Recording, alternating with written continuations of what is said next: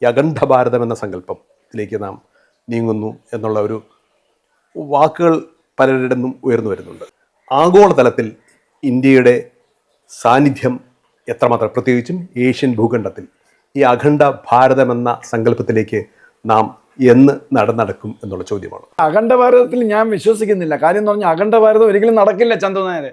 Akhanda Bharatam is a good concept. പക്ഷേ India has no interest in keeping Akhanda ഭാരതം.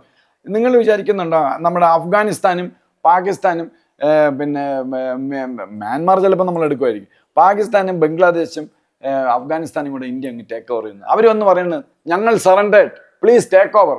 നമ്മൾ എടുക്കില്ല, ഒരിക്കലും എടുക്കില്ല. അതിന്റെ കാര്യം ഞാൻ പറയണ്ടല്ലോ എന്താണെന്നുള്ളത്.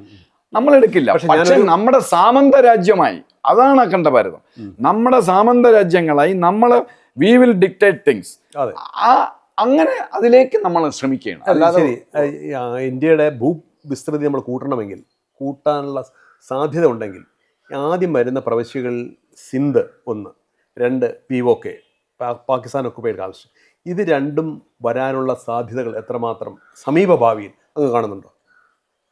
ഒരിക്കലും എൻ്റെ ഒരു കാഴ്ചപ്പാടിൽ, എൻ്റെ മാർബിൾസ് ശരിയാണെങ്കിൽ ഒരിക്കലും സിന്ധ് പ്രോവിൻസ് അവർ രജപുട്ട് കൺവെർട്ട് ചെയ്ത, ഔറംഗസീബിൻ്റെ കാലത്ത് രജപുട്ടിനെ കൺവെർട്ട് ചെയ്ത മുസ്ലിംസാണ്.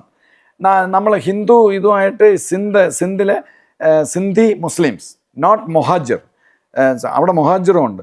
സിന്ധ് മുസ്ലിംസിന് നമ്മളോടൊരു താല്പര്യമുണ്ട്. അപ്പോൾ അതെല്ലാം വെച്ചിട്ട് അവിടെ ഒരുപാട് ഭീകര സംഘടനകളൊക്കെ ഉണ്ട്. ഈ പഞ്ചാബി മുസ്ലിംസ് ഭയങ്കര ഡോമിനേഷന്, അവർക്ക് ജീവിക്കാൻ നിവർത്തിയില്ല. ഈ സിന്ധ് ഈ നമ്മുടെ ബനാസിർ ഭുട്ടയുടെ ഭർത്താവും ഈ മോനും ഒക്കെ അവിടെ ഉണ്ടെങ്കിൽ അവർ ലാൻഡ് ലോഡ്സാണ്. അവർ ഈ പഞ്ചാബി പട്ടാളക്കാരുമായിട്ട്, പഞ്ചാബി ഡോമിനേഷനായിട്ട് ചേർന്ന് പോകണം. പക്ഷേ സിന്ധിൽ 14% അവരുടെ പോപ്പുലേഷൻ, പാകിസ്ഥാൻ്റെ പോപ്പുലേഷനിൽ. പക്ഷെ അവിടെ നല്ലൊരു ശതമാനം ഹിന്ദുക്കളുണ്ട്. അപ്പം അവർക്കൊന്നും യാതൊരു രക്ഷയില്ല. അവർക്ക് ഭയങ്കര കഷ്ടപ്പാടും ബുദ്ധിമുട്ടുമാണ്. അപ്പോൾ അവിടെ ഭീകര സംഘടന കണ്ട് ഇപ്പം നല്ലൊരു ടൈമാണ് നമ്മളെ ഇന്ത്യയെ സംബന്ധിച്ചോളം. ഒരു വിഷയം, ഒരു പാകിസ്ഥാനായിട്ടൊരു വാറൊക്കെ വന്നു കഴിഞ്ഞാൽ ഈ അദ്ദേഹം ചുമ്മാ ഒരു പരിണിതപ്രജ്ഞനായ ആളാണല്ലോ രാജ്നാഥ് സിംഗ്.